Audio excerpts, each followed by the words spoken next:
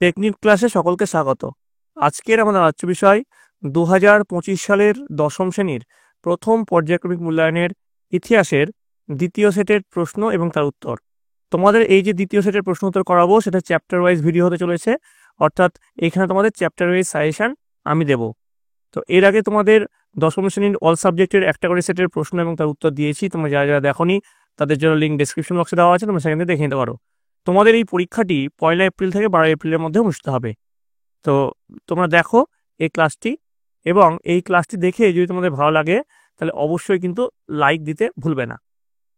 তোমাদের সিলেবাসে যেটা আছে, ফার্স্ট চ্যাপ্টার আছে ইতিহাসের ধারণা, তারপরে আছে সংস্কার, বৈশিষ্ট্য ও পর্যালোচনা, তারপরে আছে প্রতিরোধ ও বিদ্রোহ, বৈশিষ্ট্য ও বিশ্লেষণ। তো এই তিনটে চ্যাপ্টার থেকে কি হবে, কত নম্বরের কি টাইপের প্রশ্ন আসবে আমরা একবার দেখে নিই। দেখো, প্রথম যে চ্যাপ্টারটা আছে, অর্থাৎ তোমাদের এখানে প্রথম যে চ্যাপ্টারটা আছে ইতিহাসের ধারণা, ধারণা, এই যে চ্যাপ্টারটা আছে এইখান থেকে তোমাদের কি থাকছে দেখো, এখান থেকে থাকছে দুটো এমসিকিউ থাকছে, দুটো 1 নম্বর প্রশ্ন থাকছে, একটা 2 নম্বর প্রশ্ন থাকছে।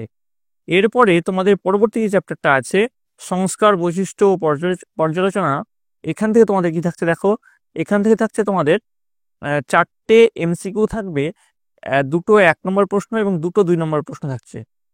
এরপরে দেখো তোমাদের যে পরবর্তী চ্যাপ্টারটা আছে, অর্থাৎ প্রতিরোধ ও বিদ্রোহ, বৈশিষ্ট্য ও বিশ্লেষণ, এই যে চ্যাপ্টারটা আছে এখান থেকে তোমার যেটা থাকছে 4টে এমসিকিউ, দুটো 1 নম্বর প্রশ্ন, দুটো 2 নম্বর প্রশ্ন।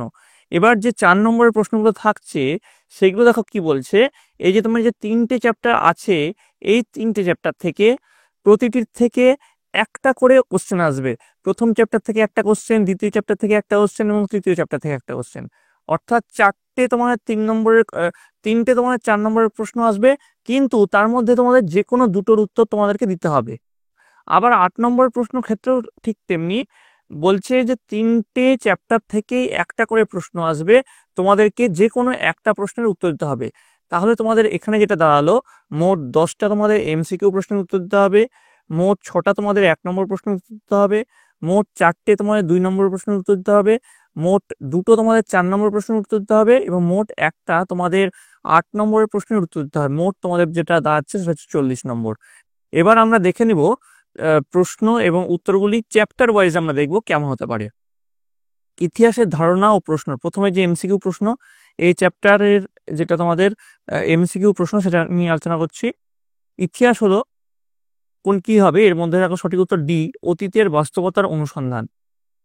তারপরে দেখো 2, ইতিহাস চর্চাকারী ব্যক্তি যে নামে পরিচিত তা হলো, এই যে অপশন দেখতে পাচ্ছ এর মধ্যে যে সঠিক উত্তর হবে ঐতিহাসিক। 3, ইতিহাসের জনক নামে পরিচিত হলেন, এর মধ্যে যে সঠিক উত্তর হবে হেরোড্রাস।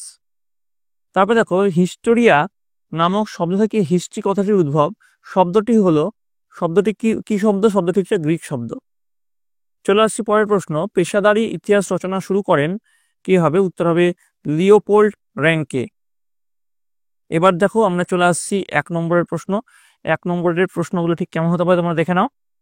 প্রথম যে প্রশ্ন আছে এখানে, কে ইতিহাসের জনক নামে পরিচিত, অথবা ইতিহাসের জনক কাকে বলে, উত্তর লিখবে গ্রিক ঐতিহাসিক হেরোডোটাস ইতিহাসের জনক নামে পরিচিত। 2, কে বিজ্ঞানসম্মত ইতিহাস চর্চার জনক নামে পরিচিত, উত্তর লিখবে গ্রিক ঐতিহাসিক থুকিডিডিস বিজ্ঞানসম্মত ইতিহাস চর্চার জনক নামে পরিচিত। 3 নম্বর, নিউ সায়েন্স 1725 খ্রিস্টাব্দের গ্রন্থটির রচয়িতা কে, উত্তর লিখবে ইতালির চিন্তাবিদ ভিকো নিউ সায়েন্স গ্রন্থটির রচয়িতা। 4 নম্বর প্রশ্ন, ইতিহাস চর্চায় পেশাদারি পর্বের সূচনা করেন কে, লিওপোল্ড ভন র্যাঙ্কে ইতিহাস চর্চায় পেশাদারি পর্বের সূচনা করেন। 5 নম্বর দেখো, দ্য অ্যানালস নামক পত্রিকা কবে প্রকাশিত হয়, উত্তর লিখবে দ্য অ্যানালস নামক পত্রিকাটি প্রকাশিত হয় 1929 খ্রিস্টাব্দে। এবার দেখো 2 নম্বরের কিছু গুরুত্বপূর্ণ প্রশ্নের দিকে আমরা চলে যাচ্ছি। তো দেখো 2 নম্বরের প্রথম প্রশ্ন কিরকম আসতে পারে, সামাজিক ইতিহাস বলতে কি বোঝায়। 2, নতুন সামাজিক ইতিহাসের প্রধান আলোচ্য বিষয়গুলি কি কি। আচ্ছা আমি বলি, এই যে তোমাদের যে প্রশ্নগুলো আছে 2 নম্বরে যে প্রশ্নগুলো বা পরবর্তী যে প্রশ্নগুলো থাকছে, সেই প্রশ্নের উত্তরগুলি যদি তোমার দরকার হয় অবশ্যই তোমরা কমেন্টে জানাবে, আমি চ্যাপ্টার ওয়াইজ তোমাদের প্রশ্ন এবং উত্তর সহ নিয়ে চলে আসবো। 3 নম্বর দেখো, আধুনিক ইতিহাস চর্চা গুরুত্বপূর্ণ কেন। 4 নম্বর দেখো, নিম্নবর্গের ইতিহাস চর্চা বলতে কি বোঝো। 5 নম্বর দেখো, নিম্নবর্গের ইতিহাস চর্চা বিষয়ক 2টি গ্রন্থের নাম লেখো। 6 নম্বর, অ্যানাল স্কুল কি, অ্যানাল গোষ্ঠী কারা। 7 নম্বর দেখো খেলার ইতিহাস চর্চার গুরুত্ব কি। 8 নম্বর দেখো জাতীয়তাবাদের জাগরণে মোহনবাগান অ্যাথলেটিক ক্লাবের ভূমিকা কি ছিল। 9 নম্বর ইতিহাস চর্চার মাধ্যমে ভারতীয়দের খাদ্যাভ্যাসের মিশ্র সংস্কৃতি কিভাবে লক্ষ্য করা যায়। 10 হারাধন ময়রা কে ছিলেন, তিনি ইতিহাসে উল্লেখযোগ্য কেন। 11 নবীনচন্দ্র দাস কে ছিলেন। 12 আধুনিক বাংলা নাটকে অসামান্য অবদান রেখেছেন এমন কয়েকজন ব্যক্তির নাম করো। 13 প্রথম ভারতীয় চলচ্চিত্র কোনটি, এটি কার পরিচালনায় কবে মুক্তি পায়। 14 প্রথম বাংলা চলচ্চিত্র কোনটি, এটি কার পরিচালনায় মুক্তি পায়। একই প্রশ্ন হয়ে গেল, যাই হোক একসঙ্গে হয়ে গেছে। 15 দেখো চলচ্চিত্র ইতিহাস চর্চার বিষয়ে কয়েকটি গ্রন্থের নাম উল্লেখ করো। 16 বাংলা চলচ্চিত্রের দুজন বিখ্যাত পরিচালকের নাম লেখো। 17 আধুনিক ইতিহাস চর্চার ক্ষেত্রে ফটোগ্রাফি বা আলোকচিত্র গুরুত্ব কি। 18 ভারতের রেলপথের প্রতিষ্ঠার কয়েকটি প্রভাব উল্লেখ করো। 19 আধুনিক বাংলায় দৃশ্যশিল্পের বিকাশে অবনীন্দ্রনাথ ঠাকুরের অবদান কি ছিল। 20 স্থানীয় ইতিহাস বলতে কি বোঝায়, এটি গুরুত্বপূর্ণ কেন। 21 পরিবেশের ইতিহাস চর্চার গুরুত্ব কি। 22 পরিবেশ রক্ষার দাবিতে ভারতে শুরু হওয়া দুটি আন্দোলনের নাম লেখো। 23 পরিবেশ ইতিহাস চর্চা বিষয়ে কয়েকটি গ্রন্থের নাম উল্লেখ করো। 24 নারী সমাজ ইতিহাস চর্চার ক্ষেত্রে গুরুত্বপূর্ণ দুটি গ্রন্থের নাম লেখো। 25 আধুনিক ইতিহাস চর্চা সংগঠনের সরকারি নথিপত্রের ভূমিকা কি।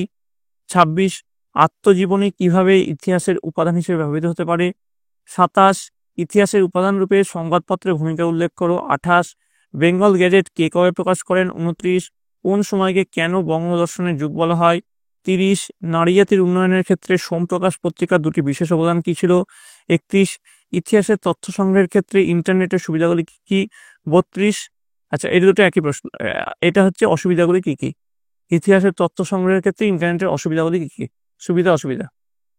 তো এই ছিল তোমাদের যে প্রশ্নগুলো, সে 2 নম্বরের প্রশ্ন। এই প্রশ্নগুলি আশা করি তোমরা সকলে করলে এর মধ্যে থেকে অনেকটা কমন পাবে এবং তোমরা তোমাদের বইটা তো অবশ্যই খুঁটিয়ে পড়ছো। এরপর আমরা চলে আসছি 4 নম্বরের প্রশ্ন, যেটা কিনা প্রত্যেকটা চ্যাপ্টার থেকে একটা করে থাকছে। তার মধ্যে যে কোনো দুটো প্রশ্নে তোমাদেরকে উত্তর করতে হবে। প্রথমে দেখো, প্রথম প্রশ্ন আধুনিক ইতিহাস চর্চার বৈচিত্র্য সম্পর্কে আলোচনা করো। পরের প্রশ্ন খাদ্যাভ্যাসের ইতিহাস চর্চার গুরুত্ব কি। 3 নম্বর যানবাহন ও যোগাযোগ ব্যবস্থার ইতিহাস চর্চার গুরুত্ব কি। 4 দৃশ্যশিল্পের ইতিহাসকে কেন নিরপেক্ষ উপাদান বলে ধরা হয়। এই ইতিহাস চর্চা কিভাবে আধুনিক ইতিহাস সমৃদ্ধ করে। 5 নম্বর দেখো ভারতের বিজ্ঞান ও প্রযুক্তি এবং চিকিৎসাবিদ্যা চর্চার ইতিহাস সম্পর্কে টিকা লেখো। 6 নম্বর দেখো নারী ইতিহাস সম্পর্কে কি জানো ব্যাখ্যা করো। এবার দেখো চলে আসছি 8 নম্বরের প্রশ্ন, যেটা প্রত্যেকটা চ্যাপ্টার থেকে একটা করে থাকছে, তোমাদেরকে করতে হবে যে কোনো একটা। প্রথম প্রশ্ন বিপিনচন্দ্র পালের আত্মজীবনী 70 বছর কেন ইতিহাসের উপাদান রূপে গুরুত্বপূর্ণ। 2 নম্বর রবীন্দ্রনাথ ঠাকুরের আত্মজীবনী জীবনশ্রী থেকে ইতিহাসের কোন উপাদান পাওয়া যায়। 3 সরলা দেবী চৌধুরানী জীবনের ঝরাপাতা থেকে আমরা কোন ঐতিহাসিক তথ্য পেতে পারি। 4 ইতিহাসের উপাদান হিসাবে কন্যা ইন্দিরা গান্ধীকে লেখা পিতা জওহরলাল নেহরুর চিঠির গুরুত্ব কি। 5 ইতিহাসের উপাদান রূপে বঙ্গদর্শন এবং সোমপ্রকাশ পত্রিকা দুটির মূল্যায়ন করো। 6 সংবাদপত্র এবং সাময়িক পত্রের মধ্যে পার্থক্য কি। 7 ইতিহাসের তথ্য সংগ্রহে ইন্টারনেটের ব্যবহারের সুবিধা ও অসুবিধাগুলি কি কি। তো তোমাদের প্রথম যে চ্যাপ্টার সেটা কিন্তু শেষ হলো। এবার আমরা চলে আসবো দ্বিতীয় চ্যাপ্টার। দ্বিতীয় চ্যাপ্টার হচ্ছে সংস্কার, বৈশিষ্ট্য ও পর্যালোচনা। তো প্রথমে চলে আসছি এর এমসিকিউ প্রশ্নে। এমসিকিউ প্রশ্নের প্রথম প্রশ্ন, ভারতের প্রথম সংবাদপত্র হলো, উত্তর লিখবে বেঙ্গল গ্যাজেট। তারপরে বঙ্কিমচন্দ্র চট্টোপাধ্যায় সম্পাদিত বঙ্গদর্শন পত্রিকাটি ছিল মাসিক পত্রিকা। ভারতের প্রথম জাতীয় পত্রিকাটি হলো কি, উত্তর হবে হিন্দু প্যাট্রিয়ট। 4 নম্বর ভারতের প্রথম বাঙালি সংবাদপত্র প্রকাশক ছিলেন, উত্তর লিখবে বি গঙ্গা কিশোর ভট্টাচার্য। 5 নম্বর সোমপ্রকাশ নামক সংবাদপত্র প্রথম প্রকাশিত হয়, এটা কত খ্রিস্টাব্দে, এটা হবে 1858 খ্রিস্টাব্দে। এবার চলে আসছি পরবর্তী প্রশ্ন।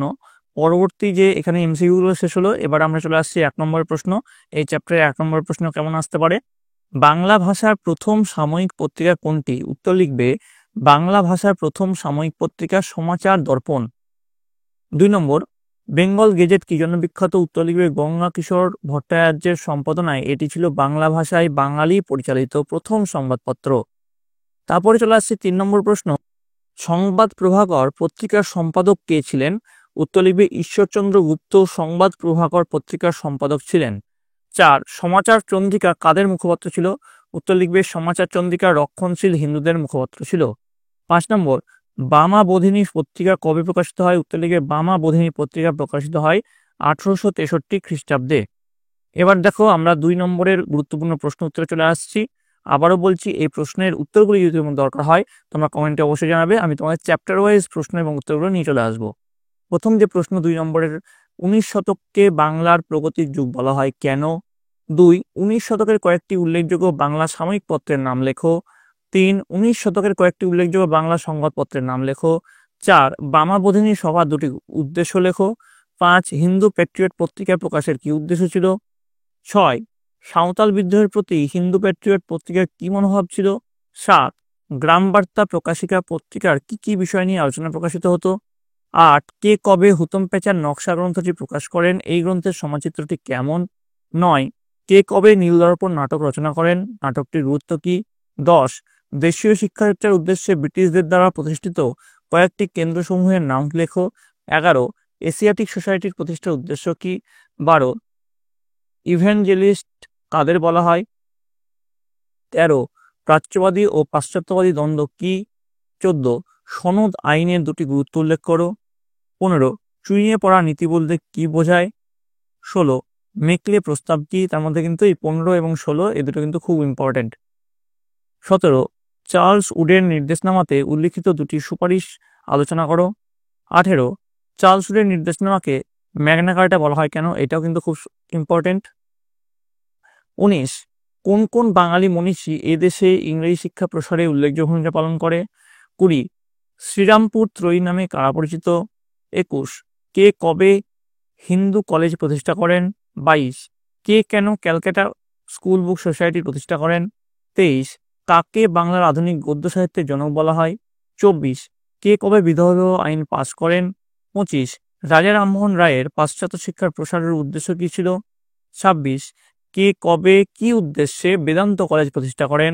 27 মধুসূদন গুপ্ত স্মরণীয় কেন? 28 কাদম্বিনী গাঙ্গুলি স্মরণীয় কেন? 29 ব্রাহ্ম সমাজ প্রতিষ্ঠার উদ্দেশ্য কি ছিল? 30 ব্রাহ্ম সমাজের প্রধান কয়েকজন নেতার নাম কি? তারপরের প্রশ্ন কে কবে সতীদাহ প্রথা নিষিদ্ধ করেন? তারপরের প্রশ্ন 3 আইন কি? পরের প্রশ্ন স্বামী বিবেকানন্দের নব্য বেদান্তবাদ কি? 34 বিজয়কৃষ্ণ গোস্বামী স্মরণীয় কেন? 35 শ্রীরামকৃষ্ণের সর্বধর্ম সমন্বয়ের আদর্শ কিরকম ছিল? 36 বাংলার নবজাগরণ বলতে কি বোঝায়? 37 নব্যবঙ্গ আন্দোলন বলতে কি বোঝো? পরের প্রশ্ন 38 ইতালির রেনেসাঁর সঙ্গে বাংলার নবজাগরণের দুটি সাদৃশ্য লেখো। তো এই গেল আমার 2 নম্বর প্রশ্ন। এবার চলে আসছি আমাদের 4 নম্বরের যে প্রশ্ন আসতে পারে সেগুলোর দিকে। প্রথমে টিকা লেখো বামা বোধিনী পত্রিকা, হিন্দু প্যাট্রিয়ট পত্রিকা, নীলদর্পণ নাটক, গ্রাম বার্তা প্রকাশিকা পত্রিকা, ডিরোজিও, প্রথম আধুনিক মানুষ, রাজা রামমোহন রায়। যেগুলো কিন্তু তোমাদের আসতে পারে। এবার চলে আসছি 8 নম্বরের প্রশ্ন। 8 নম্বরের যে গুরুত্বপূর্ণ প্রশ্ন এগুলোও কিন্তু তোমাদের 3টে চ্যাপ্টার থেকে একটা করে থাকবে এবং 3টের মধ্যে যে কোনো একটা প্রশ্নের উত্তর তোমাদের করতে হবে। প্রথম প্রশ্ন স্বামী বিবেকানন্দের ধর্ম সংস্কারের আদর্শ ব্যাখ্যা দাও। 2 বাংলায় পাশ্চাত্য শিক্ষা বিস্তারে মিশনারিদের অবদান লেখো। 3 সমাজ সংস্কার আন্দোলনে ব্রাহ্ম সমাজের ভূমিকা কী ছিল? 4 19 শতকের বঙ্গীয় নবজাগরণের প্রকৃতি সম্পর্কে বিশ্লেষণমূলক পর্যালোচনা করো। 5 নারী শিক্ষার প্রসারে ঈশ্বরচন্দ্র বিদ্যাসাগরের অবদান কী ছিল? 6 সমাজ সংস্কার আন্দোলনে রাজা রামমোহন রায়ের অবদান। তো তোমাদের 2 নম্বর যে চ্যাপ্টার সেটাও কিন্তু শেষ হলো। এবার চলে আসছি পরবর্তী যে চ্যাপ্টার প্রতিরোধ ও বিদ্রোহ বৈশিষ্ট্য ও বিশ্লেষণ। এখান থেকে প্রশ্ন এবং উত্তর ঠিক কেমন হতে পারে। প্রথমে দেখো এমসিকিউ প্রশ্ন চলে আসছে এই চ্যাপ্টারের। বিপ্লব কথার অর্থ হলো, তো এর যে অপশন আছে সেগুলোর মধ্যে সঠিক উত্তর হবে বি আমূল পরিবর্তন। তারপরে দেখো আরণ্যক আদিবাসীদের বিদ্রোহকে অশান্ত অরণ্য জীবন বলেছেন। কে হবে এটা? উত্তর হবে রামচন্দ্র গুহ। পরের প্রশ্ন ভারতবর্ষের বনজ সম্পদের ওপরে ব্রিটিশদের নজর পড়ে কত খ্রিস্টাব্দে? উত্তর হবে সি 1806 খ্রিস্টাব্দে। 4 নম্বর দেখো লর্ড কর্নওয়ালিস চিরস্থায়ী বন্দোবস্ত প্রবর্তন করেন কত খ্রিস্টাব্দে? সি 1793 খ্রিস্টাব্দে। এবার দেখো আমরা চলে আসছি 1 নম্বরের কিছু প্রশ্ন এবং তার উত্তরে। তো প্রথম প্রশ্ন, প্রথম চুয়ার বিদ্রোহে বিদ্রোহীদের কাছে কে পরাজিত হন? উত্তর লিখবে স্টিফেন মর্গান, ইংরেজ সেনাপতি, প্রথম চুয়ার বিদ্রোহে বিদ্রোহীদের কাছে পরাজিত হন। 2 দেখো, 1798 খ্রিস্টাব্দের চুয়ার বিদ্রোহের নেতৃত্ব কে দেন? উত্তর লিখবে দুর্জন সিং 1798 খ্রিস্টাব্দে চুয়ার বিদ্রোহের নেতৃত্ব দেন। 3 নম্বর দেখো, দ্বিতীয় চুয়ার বিদ্রোহ কত খ্রিস্টাব্দে শেষ হয়? 1799 খ্রিস্টাব্দে দ্বিতীয় চুয়ার বিদ্রোহ শেষ হয়। 4 নম্বর দেখো, কোন বড়লাটের নির্দেশে ব্রিটিশ সেনাদল সাঁড়াশি আক্রমণ চালিয়ে চুয়ার বিদ্রোহীদের পর্যুদস্ত করে? উত্তর লিখবে লর্ড ওয়েলেসলির নির্দেশে ব্রিটিশ সেনাদল সাঁড়াশি আক্রমণ চালিয়ে চুয়ার বিদ্রোহীদের পর্যুদস্ত করে। পরের প্রশ্ন, আতঙ্কের পরিবেশ সৃষ্টি করার জন্য চুয়ার বিদ্রোহী নেতাদের কি করা হয়েছিল? উত্তর লিখবে আতঙ্কের পরিবেশ সৃষ্টি করার জন্য চুয়ার বিদ্রোহীদের ফাঁসি দেওয়া এবং তাদের ঘাঁটিগুলিতে অগ্নিসংযোগ করা হয়েছিল। এবার দেখো 2 নম্বরের কিছু গুরুত্বপূর্ণ প্রশ্ন। এই প্রশ্নের উত্তরগুলো আমি আবারও বলছি, যে যদি তোমার দরকার হয় অবশ্যই কমেন্টে জানাবে। আমি কিন্তু তোমার জন্য চ্যাপ্টার ওয়াইজ প্রশ্ন এবং উত্তর নিয়ে আসবো। প্রথম প্রশ্ন, ব্রিটিশ সরকার অরণ্য আইনের দ্বারা কি পদক্ষেপ নেয়? 2 ডিয়েট্রিক ব্র্যান্ডিস কে ছিলেন? 3 উপনিবেশিক অরণ্য আইনের উদ্দেশ্য কি ছিল? 4 ঔপনিবেশিক অরণ্য আইন এর বিরুদ্ধে সংগঠিত বিদ্রোহের প্রধান বৈশিষ্ট্য কি ছিল? 5 রংপুর বিদ্রোহের 2টি কারণ উল্লেখ করো। 6 চুয়ার কারা ছিল? কোন বিদ্রোহ চুয়ার বিদ্রোহ নামে পরিচিত? 7 চুয়ার বিদ্রোহের ফলাফল কি ছিল? 8 কোল বিদ্রোহের কারণ কি ছিল? 9 কোল বিদ্রোহের ফল কি হয়েছিল? 10 দামিনী কোহ কি? 11 সাঁওতাল বিদ্রোহের কারণ কি ছিল? 12 সাঁওতাল বিদ্রোহের গুরুত্ব কি ছিল? 13 কিনারাম ও বেচারাম কি? 14 দিকু কাদের বলা হতো? 15 মুন্ডা উলগুলান কি? 16 খুদকাঠি প্রথা কাকে বলে? এই প্রথা কাদের মধ্যে লক্ষ্য করা যায়? 17 মুন্ডা বিদ্রোহের কারণ কি ছিল? 18 রংপুর বিদ্রোহ কবে কাদের মধ্যে হয়? 19 ডিং খরচা কাদের বলে? 20 সন্ন্যাসী ফকির বিদ্রোহ কবে কোথায় হয়? এই বিদ্রোহের কয়েকটি নেতার নাম লেখো। 21 সন্ন্যাসী ফকির বিদ্রোহের গুরুত্ব কি ছিল? 22 ওয়াহাবি কাদের বলা হয়? ওয়াহাবি আন্দোলনের আসল নাম কি? 23 তারিকা ই মোহাম্মদিয়া এর গুরুত্ব কি? 24 তিতুমির কেন বিখ্যাত ছিল? 25 বাংলায় ওয়াহাবি আন্দোলনের গুরুত্ব কি ছিল?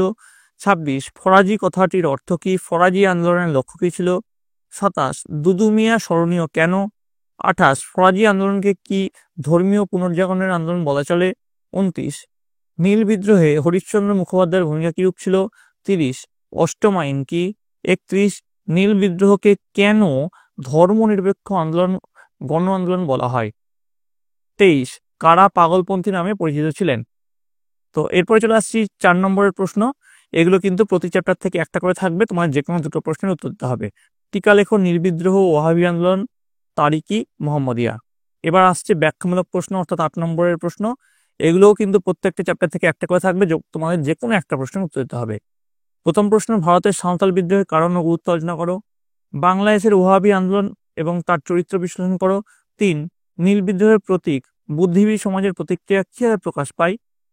তো এই ছিল তোমাদের 10ম শ্রেণীর প্রথম পর্যায়ক্রমিক মূল্যায়নের চ্যাপ্টার ওয়াইজ ইতিহাসের প্রশ্ন এবং উত্তর।